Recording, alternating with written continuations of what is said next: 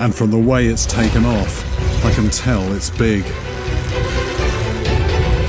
Every time it comes close to the surface, it takes fright and goes down again.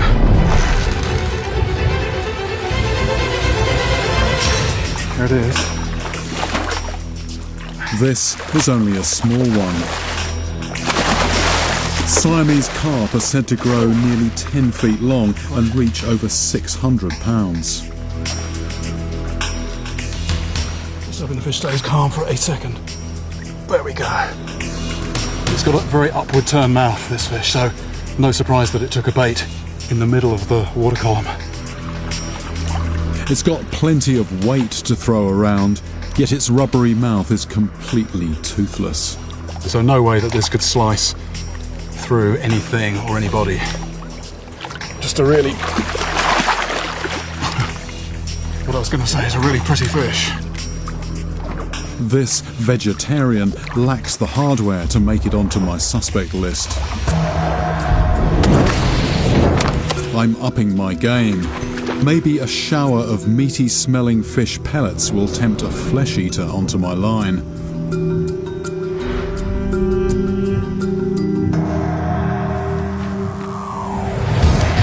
It's another bite, and this beast feels much bigger than the last one. It's going the entire length of the lake.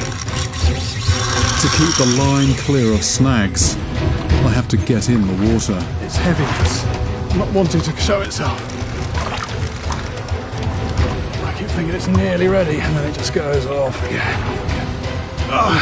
Could this heavyweight perhaps be the Mekong's mysterious mutilator? As long as my feet are firmly planted, I'm not in danger. But one more powerful wrench on my line, and the fish has the advantage.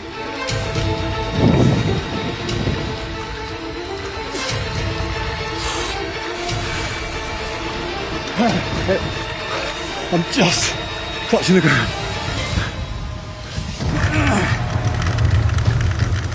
It takes 40 minutes of back-breaking struggle before I start to gain the upper hand. Let's see the fish. That's the fish on the surface. This is one of the biggest freshwater fish on the planet. Large Mekong catfish. Very hard to hold up, very heavy, but also just incredibly powerful. I can't think of any other fish this size which is this powerful, and one of the reasons is this huge tail here, but it's also all the muscle that powers that. And there were a couple of moments I thought I might go under and be towed into the middle of the lake. Mekong giant catfish can grow to well over 600 pounds, but there's no way this fish is capable of tearing into a human. I can't see any teeth, and if I put my hand in there, there's nothing at all. So although this took a very strongly flavoured fish bait, which is quite unusual for one of these, which is normally herbivore, vegetarian, there's no way this can cut or slice anything or anybody.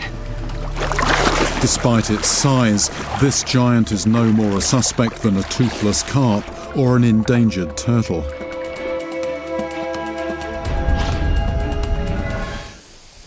There's some bubbles actually just coming up in the middle, more or less where my bait is, and that is very likely to be an arapaima down there on the bottom, grubbing around in the mud. It's very close to my bait. Something took it, but then let go.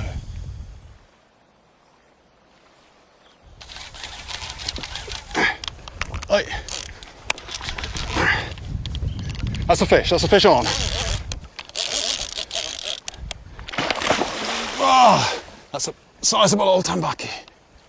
Hey, strong fish. Oh, tambaki. Big old tambaki. This tambaki is not the fish I'm after, but it's still quite a catch. This is a relative of the piranha, but instead of having huge incisors, it's got these enormous grinding teeth on the jaw. The closest thing in nature to the teeth of a tambaki is the teeth of a horse. Normally, this thing feeds on a diet of pure sort of Brazil nuts and other seeds, Very, very good flesh, very prized for its eating, but also really, really strong. One of the most powerful fish, pound for pound, that there is anywhere. Still lots of energy left in it. Good to see it go back. I'm starting my investigation in the upper reaches of the Mississippi, where the Illinois state government is waging a multi-million-dollar war against an army of invaders known as Asian carp. They are now swarming through the Mississippi system. What I want to do is find out what's being done about it. I've come to meet veteran fisherman Captain Ron Brown. He's going to take me into the eye of the storm.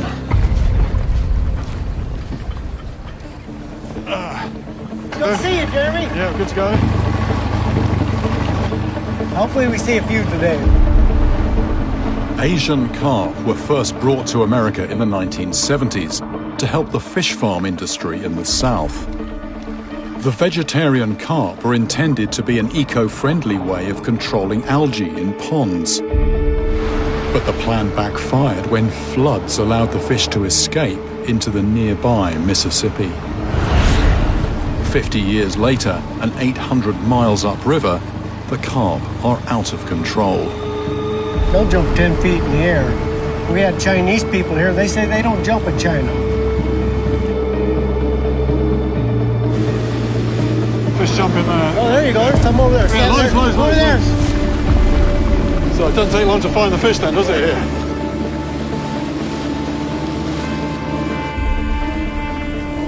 Ron and his bounty hunters are paid by the day to take out the carp. And the men are out here all year round. We try to concentrate on where we get the most fish. Is that going out right? Yeah, you're doing fine. Yeah. Yep. The surface is calm, but I'm told that in some spots the carp are so densely packed that the water is like fish soup. Our job is to stir it up. We scare them out. Spooked by vibrations, the carp are prone to panicking. If we can get them going, our net should catch them as they try to bolt.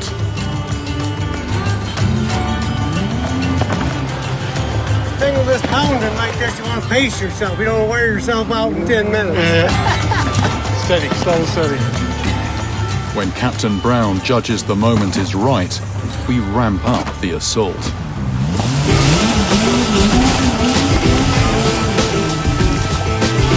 Oh, here we go, here we go.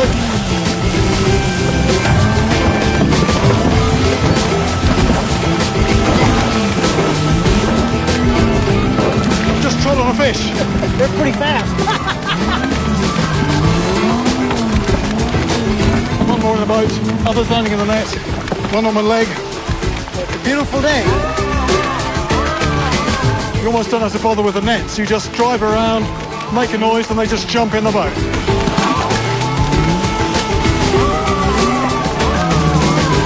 The deadliest catch, I think it's here.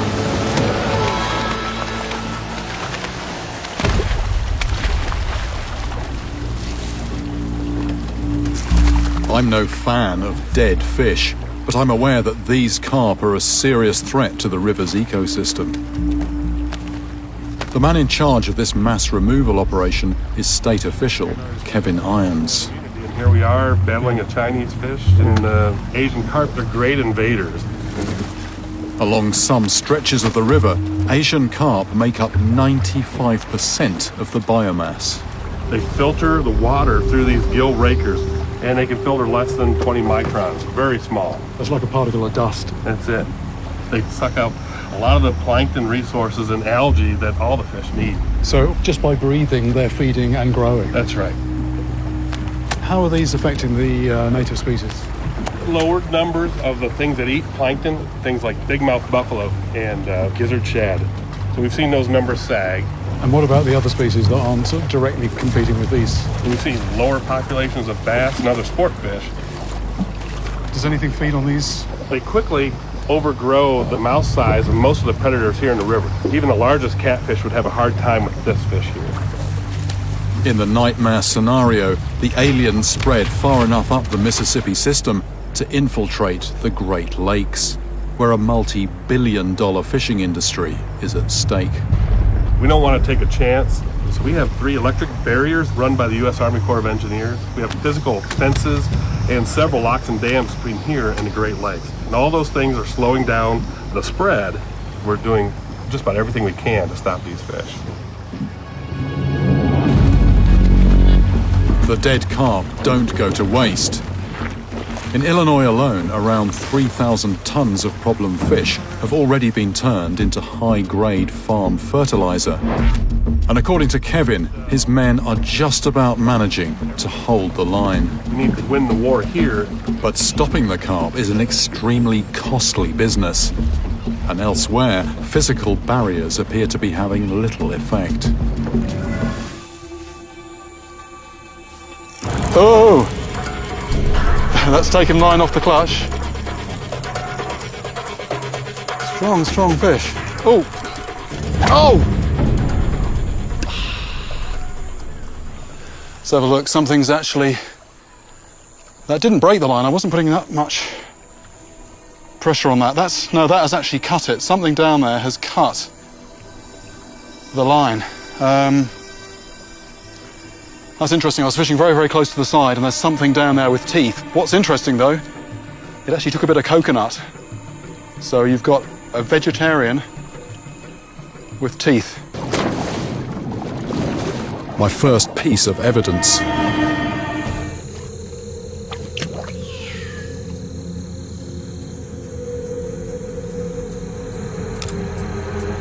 There it is.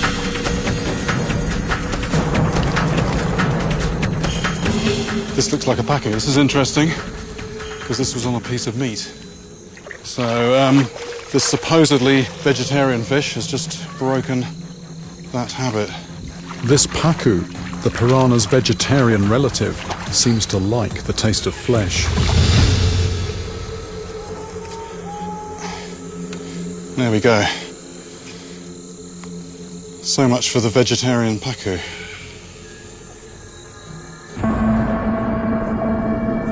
If the pacu are eating pork, then they could just as easily go for human flesh.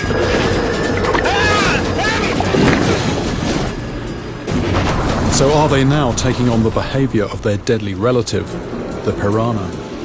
I'm thinking that maybe I might have dismissed the pacu as the possible perpetrator of these attacks too soon. In its normal habitat, the Amazon, it is a vegetarian, but it certainly has the weaponry to inflict serious damage on flesh. All it would need would be a motive. Now, if it turns out that there is not enough of its normal kind of food here, then it's going to do what any animal would do in that situation, which is to eat anything it can find in order to survive. The city is home to Brazil's only manatee rescue center, which has been running for 10 years. Its manager is Diogo. So how many animals do you have? So now we have 52 animals here. The Amazonian manatee is the smallest species of sea cow. But as I quickly find out, it's no minnow. What is the maximum size for a manatee? The maximum it's almost 3 meters. Right. More than 400 kilograms. That's about 10 feet long. Yes. About 900 pounds, which would make it, fish, reptiles, everything under the water in the Amazon. This is the biggest animal in the water. This is the biggest animal in the Amazon. But the manatee's size has not protected it against its main predator, man. Brazil has a long history of manatee hunting. Its meat has always been considered a delicacy. Its skin has been used for clothing, and its fat reduced to make flammable oil. Do people still hunt? Yes, you can find the meat of manatee in many markets of the region, so it's very common.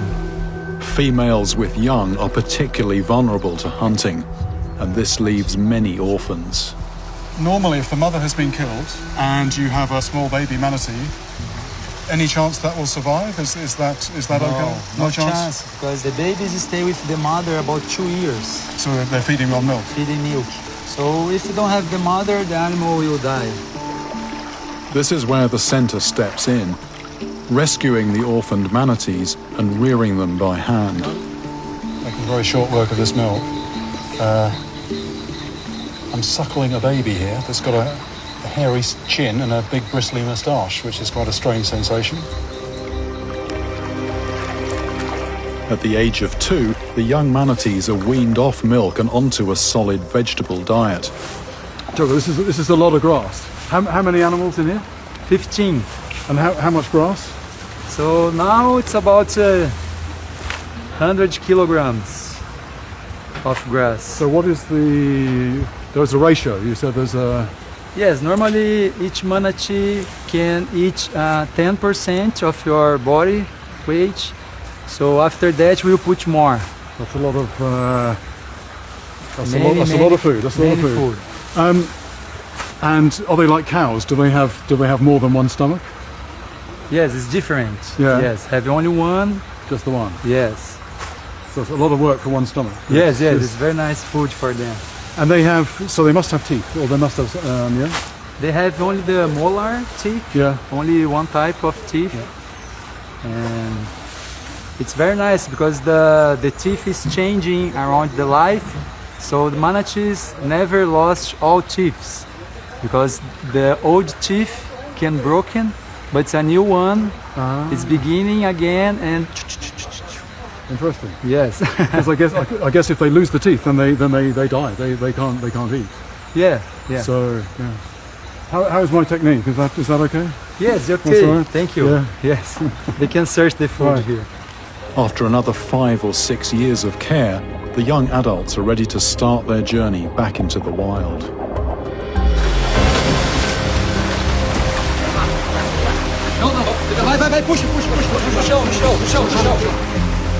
Today is Independence Day for 2 of the centre's manatees.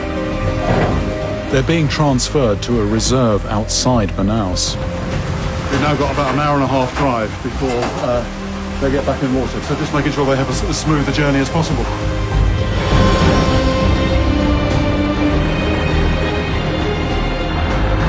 The ultimate goal for the freed manatees is the mighty Amazon.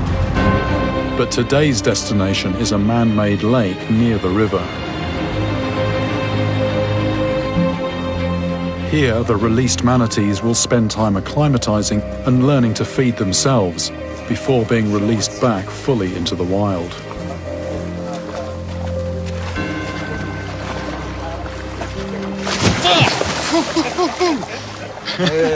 They did warn me. They said take anything out of your pockets that might get damp. And I was exactly in the wrong position. But for the manatees, this is a huge step in the right direction. I've come here to find out what happens when you transform a wild river into a huge man-made lake. Does it automatically spell disaster for the creatures that live in and along the river? Or could there be some surprise winners? These are just massive animals, massive.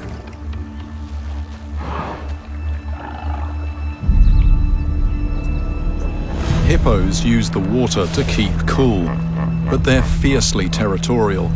And if there's one thing that gets them riled, it's a perceived intruder. There are so many of these things here, and most of the time, you just don't see them. They could be right underneath you.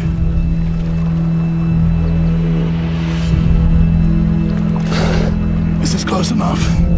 Armed with massive tusks, these notoriously aggressive vegetarians kill more people than lions, and maybe even crocodiles. Oh, this is too close, too close, too close! There's one well-known saying, it's the hippo you can't see, that's the one you've got to be worried about.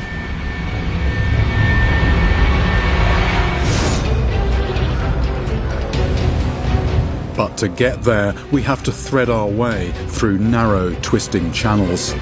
Channels that have been carved out by the Delta's largest aquatic resident.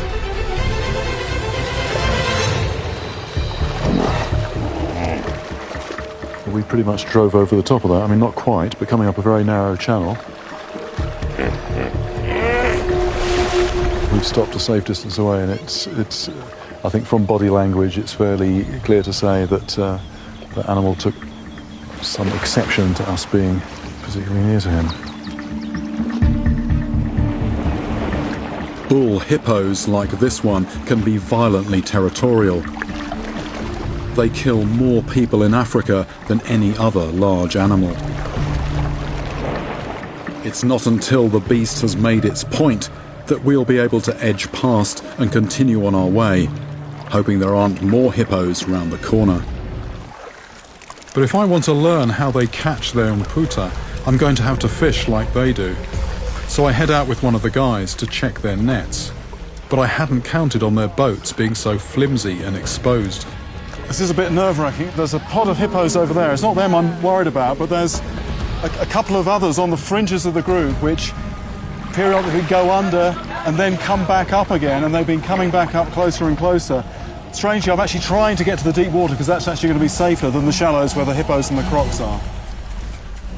Hippos very, very close. Looking this way, gone underwater. I don't like the look of this, actually. After what I've just heard, I want to stay well clear of these hippos. They are just as dangerous in the water, and they have been known to flip boats, chomping the occupants to death. If I get on the wrong side of a hippo, especially in this tiny canoe, I'll be lucky to escape alive. But my only option is to just get on with it. If, like the local fishermen, you are dependent on the fish you catch to stay alive, you've got to work with the dangers.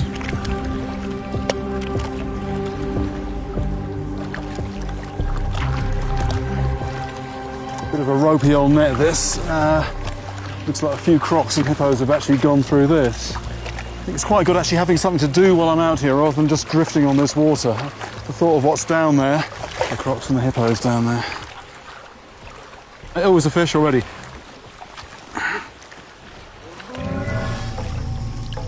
But every day, the fishing techniques are getting tougher. So, when I shoot there... Lawrence is a village elder and supposedly a crack shot with the bow. You say when you shoot, The tribe has probably been catching fish this way for thousands of years. Mullet eat algae off leaves, so they're very hard to catch using a hook.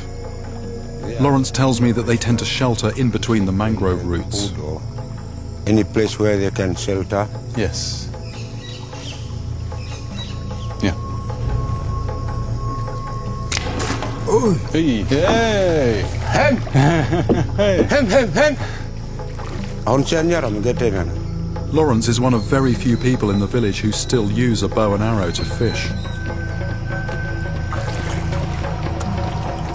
I've got just a few hours to learn what Lawrence has mastered through decades of practice. Now it's my turn to hit a small, fast-moving fish while standing in a wobbly canoe.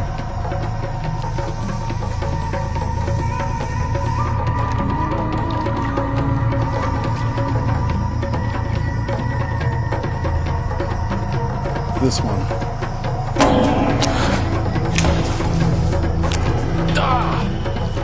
It really does concentrate the mind if you're fishing by whatever means to fill your own stomach.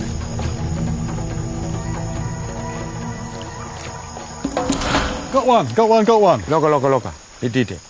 Keep talking. Lawrence fires in another shot just to make sure the fish doesn't wriggle off my arrow. On top. There we go.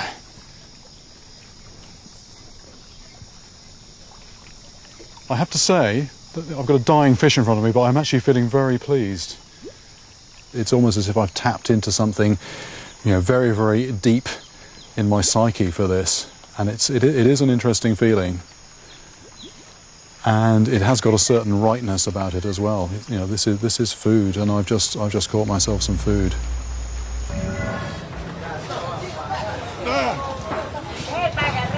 ¿Cuántos kilos es este? ¿Cuánto? 13? 13 kilos. It's like 25-pound fish. This is a gamitana. This